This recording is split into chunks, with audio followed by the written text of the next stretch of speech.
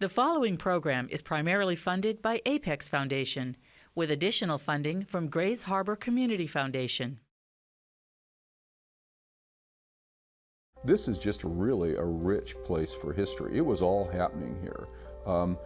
Grays Harbor, Aberdeen, Hoquiam were two of the most populous places in the state. It was absolutely the lumber capital of the Northwest. After the Great San Francisco Fire, the 2x4s and planks cut and milled in Aberdeen, Washington, rebuilt San Francisco. There's ghosts on every corner.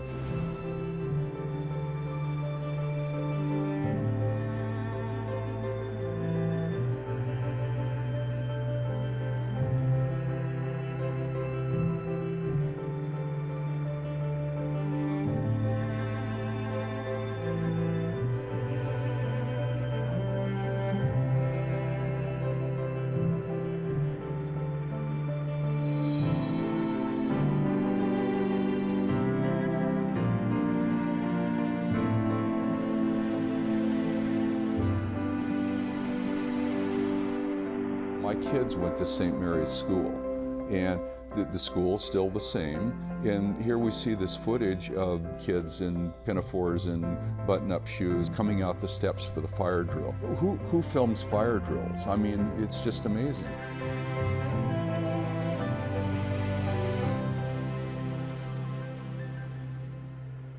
In the 1920s and 30s, a photographer named Charles D. Anderson filmed and edited newsreels in Grays Harbor County in southwestern Washington state. At a time of great economic growth, this Norwegian photographer jumped in to provide his adopted community with a unique form of local entertainment.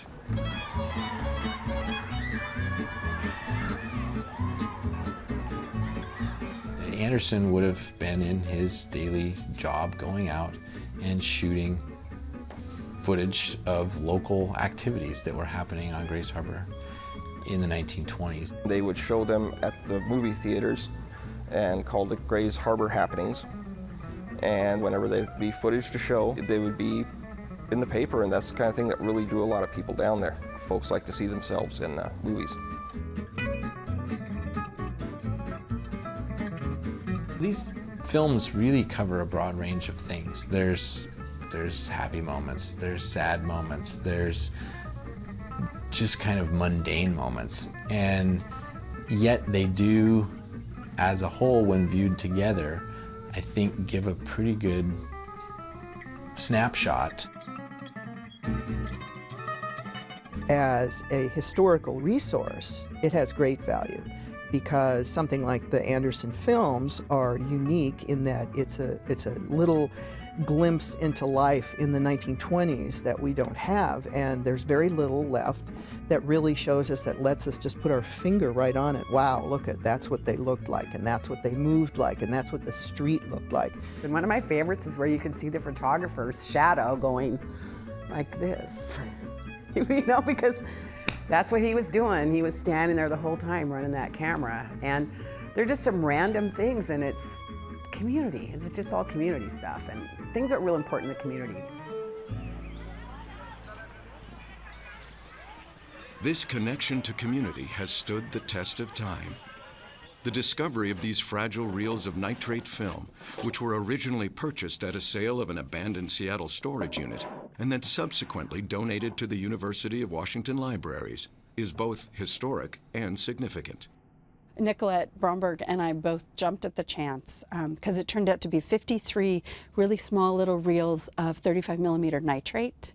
And when I started to look at it and to kind of get an idea of what might be on it, it became quickly apparent that it was from the 20s and that there were titles in there that were like, Mrs. Jean B. Stewart celebrates her 50th anniversary in Aberdeen. And so I started doing just a little bit of cursory research, and it seemed like something that would be really interesting. So we said, please bring it on.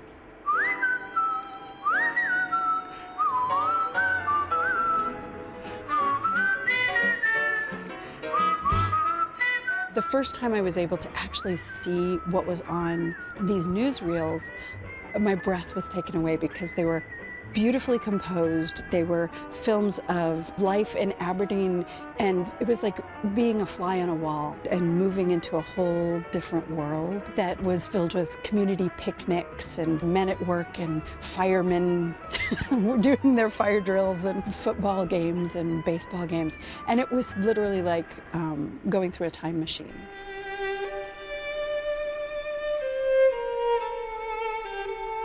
I remember sitting and watching one small little section where there were a group of women in a kitchen making, I think it's strawberry shortbread for a big community gathering. And there was something about it where I just burst into tears because it was how women existed and what they did at that time and how they dressed and how they moved and how they interacted with each other. And it was, it was just, there was something about it that obviously struck a chord with me because they were just existing and just doing what they do.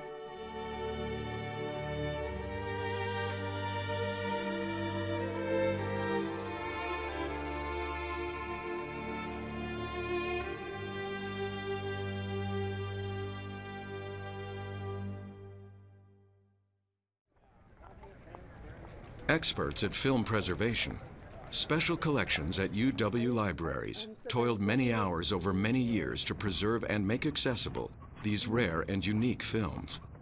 And they engaged with the communities in Grays Harbor County to join in the discovery and restoration of their history. It's huge that the University of Washington is preserving these.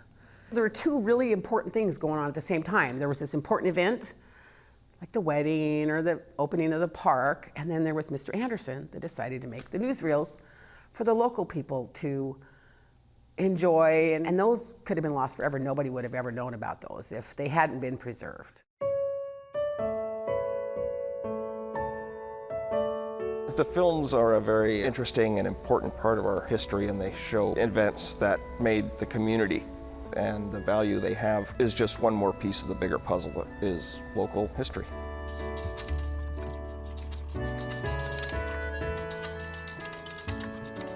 Because it's so personal, because it's so local, and it's so intimate, we immediately felt we would love to let the community see this. We would just love to, I mean, part of our mission, we save these materials and we preserve them, but the point is for people to use them.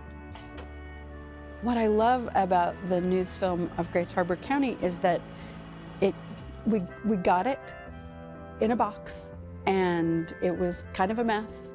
And then it took forever, but after 8 years, we're actually able to take it and bring it out to the public and reach out to researchers and interested historians and folks in the region to be able to show them their own history in a way that they haven't been able to see it before. And that to me is really exciting because that's what we're about. We're not about just bringing in things and putting them on shelves. It's bringing in films and videotapes and being able to take that content and bring it back out to the public so that people can see it and use it and research it and enjoy it and, you know, find those little bits of history that are hidden in it that they wouldn't have been able to find before. Today in Grays Harbor, times have changed, yet there are remnants of history everywhere you look. Anderson's films give modern-day residents an opportunity to connect with their history and to the place they call home. Talk about sense of place. I grew up playing at Finch Playfield. In the 1950s, when I was a little boy, growing up on Grays Harbor, a few blocks from Finch Playfield, it looked in 1952 exactly the way it was in those films. And to see the kids lined up to get their Dixie cups, and the wading pond was still there, and the jungle gym and all that.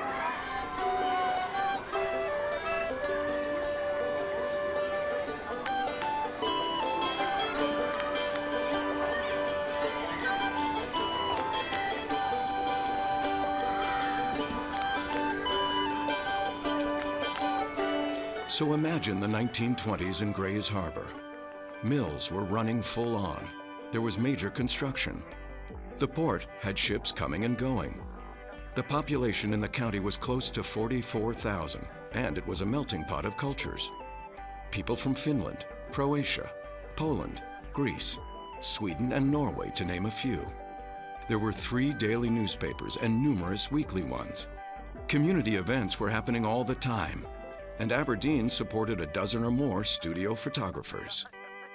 Life on Grace Harbor, Aberdeen and Hoquiam in the 1920s, there was a sharp divide between the haves and the have-nots. Someone once had a great phrase for the landed gentry, the sawdust aristocracy, because they'd made all that money off of lumber and Douglas fir trees.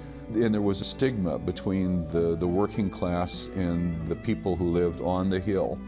But when push came to shove at the annual Splash Festival that featured log rolling and axe throwing and all that, you really saw the town come together. And what better way to showcase the events of the day and the people in your community than by using one of the new technologies of that decade? Always announced in the paper, Anderson's Grays Harbor Happenings newsreel was sure to draw a crowd at the 7 to 12 theaters screening movies.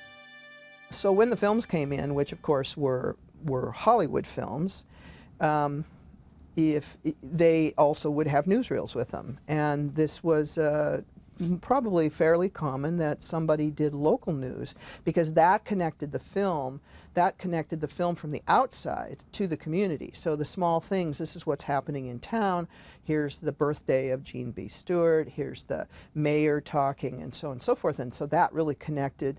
The people that were in the theater got a personal connection, as it were, to the entertainment. And there they were on the big screen, right? Which of course was novel. You have to remember it was novel. People weren't used to seeing film, so the novelty of this is a big thing. And the range of topics featured in the collection are like a time capsule of small town life.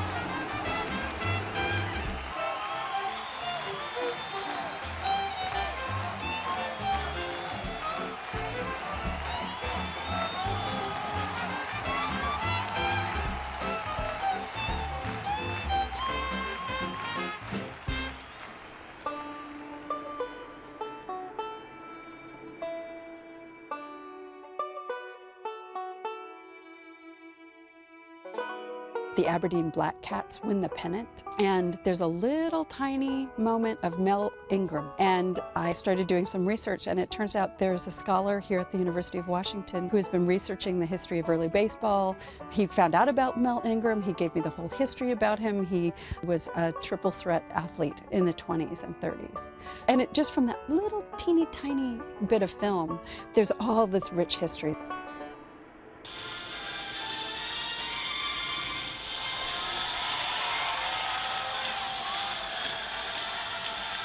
When you look at footage of parades that went through downtown Aberdeen, those are the substantial buildings. The Becker Building features prominently in downtown Aberdeen. That building still stands. It's probably the tallest building in any city in Grace Harbor County.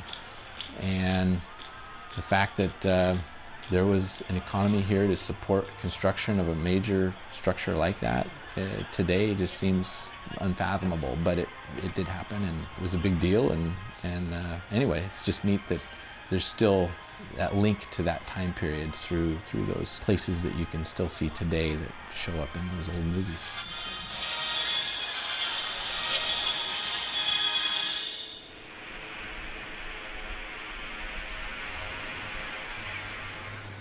The shipwrecks that occurred on the harbor, before the Army Corps of Engineers put jetties at the mouth of Grace Harbor, it's a very treacherous bar. There's a lot of shoals, the tides are tricky, and so it's a shipping capital for one thing, but in days of yore, with bad weather and changing currents, it was dangerous stuff out there. And a shipwreck, of course, was a huge occasion, especially when you had a mighty vessel. All of a sudden the fog lifts and there's a big boat aground on the north or south beaches. So those were big occasions.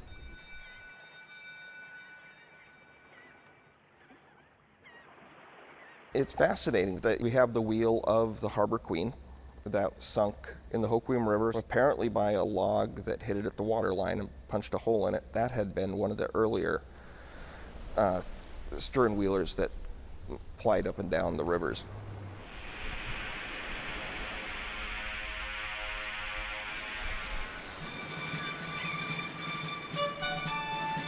Laying the cornerstone for a major building in a small town, or for that matter a big town, was an important ritual. So building an Elks Lodge, Elks being one of the preeminent fraternal groups in Washington State, that was a big gathering. So what you saw at the time that Mr. Anderson was shooting footage was the growth spurt, a modern city taking form.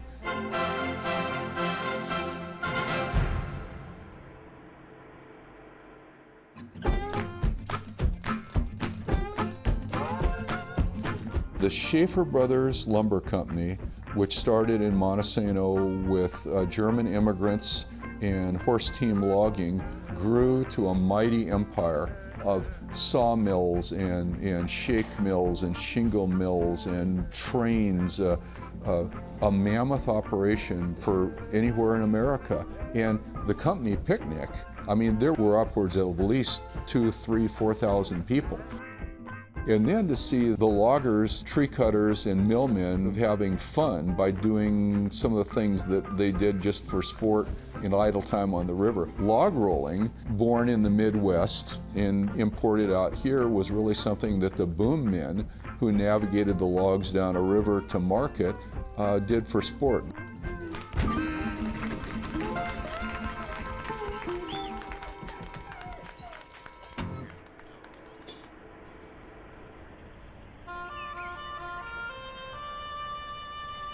Sandbin Park, at the time it was known as Roosevelt Park, named for Theodore Roosevelt. And then the Camplire Girls had a building built. That's when the city put a lot of effort into parks and green spaces and places for kids to hang out and for people to just walk around. And the Campfire House was one of those that was built at that time.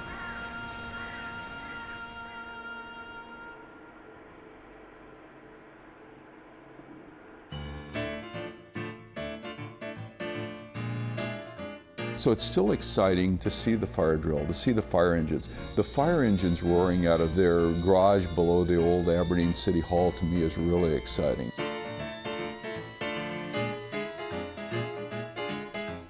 Chief Tamblin, the fire chief, was a very popular guy and was renowned as being one of the first really professional fire chiefs who'd studied a lot the science of firefighting, and he was probably the forefather of modern firefighting on the harbor.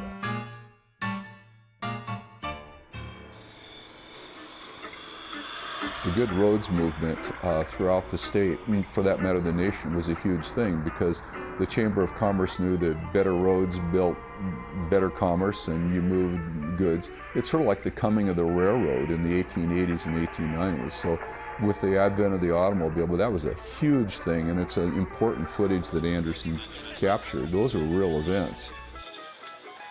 What was significant to the community? Like the opening of the Willapa Highway.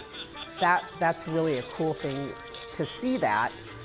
You know, that was really, really important back then, because they didn't have a way, you know, to get from Aberdeen to Raymond on this, I believe it's about a 20-mile highway. I don't know how many people you'd get out today for a ribbon cutting at a spur freeway near Kirkland, but it was an enormous thing on Grace Harbor.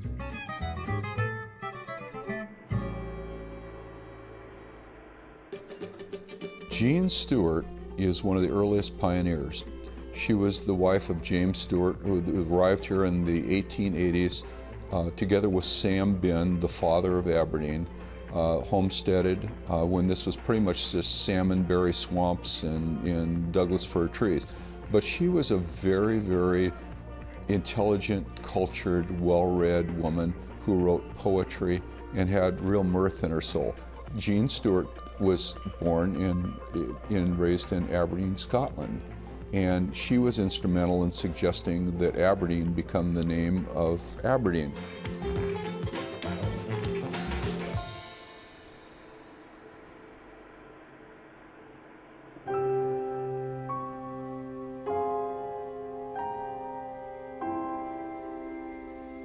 The film showing the kids at Franklin Field behind the Franklin School is really odd.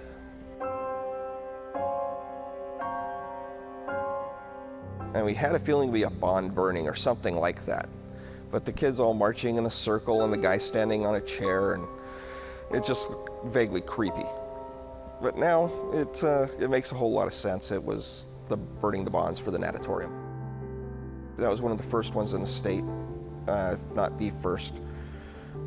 This was an area with water, and to avoid people drowning, it was mandatory to take swimming lessons. And that was also named for George B. Miller, who was superintendent of schools here. And he was very popular. The students voted to name it the George B. Miller Natatorium. The same way they also voted to name it the George B. Miller Junior High School.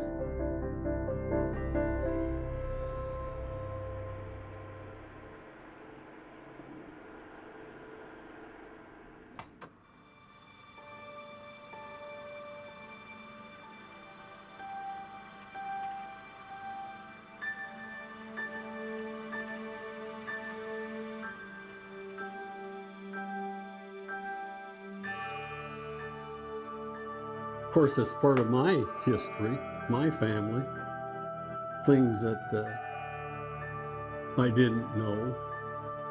I didn't know this film existed.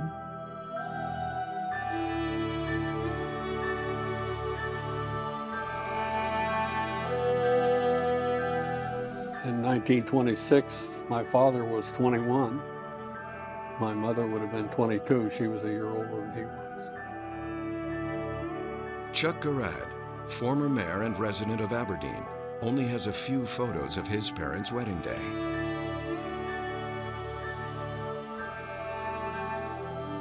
I love my father's slick back hair. Later in life, he just had a little tiny fringe. This is all he had. I believe that's the best man. I think that's probably Jesse's husband, Bill Anderson.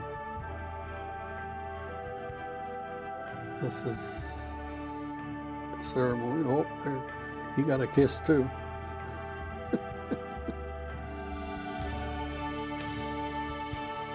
Well, it kind of gets you because you don't even know what's out there, and here it shows up.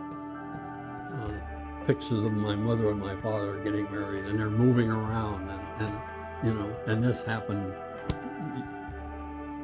what, 80 some years ago? So to me, it's pretty amazing. Pretty amazing that somebody found this, for one thing, and made all the connections, and here I am, being able to talk about it. Chuck's mother died of tuberculosis when he was only 3 years old. The one image I have of my mother is in bed with a bunch of pillows. That's the only thing I can remember about her. But this was amazing to see her actually moving on this stage during this wedding. I mean, I had never seen that before. Great stuff.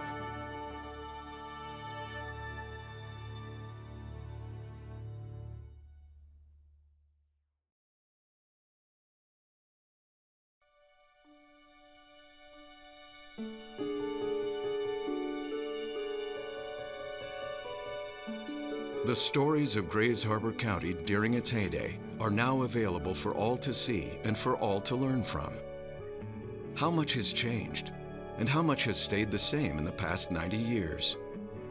How can the history brought to life in these newsreels give us a perspective on our current life? And how can a shared history connect modern-day communities to one another? The films do connect to a shared past and community, and seeing where we've been and where we are now. I guess it's just people connecting to themselves. Be proud that this is where I live, this is my community, this is my place, this is how I got here, this is all about us, and we have that in common. I like to say I save lives, because that's literally what I do. I save people's lives. in that I save their history, I save their image, and here we have film. There are many people in the films from Grays Harbor that perhaps are in those films that nobody ever wrote a history of, but they are preserved. Maybe we don't even know who they are, but the citizens of those towns in that area down there are actually preserved on film, and their lives have been saved on this, even though maybe we don't have their story. But they are a part of that community, so you're seeing the community and you're seeing them, and we have brought them back to life. I think that the Anderson footage, as we disseminate it, more people see it. It matters a lot to Grays Harbor, but it matters a lot to the whole state, because if it can be the catalyst to get people to record memories, to look through scrapbooks, I just know that there's a lot of movie footage out there, film, that we haven't seen yet, and maybe being thrown out. And that would be a tragedy. We need to find it.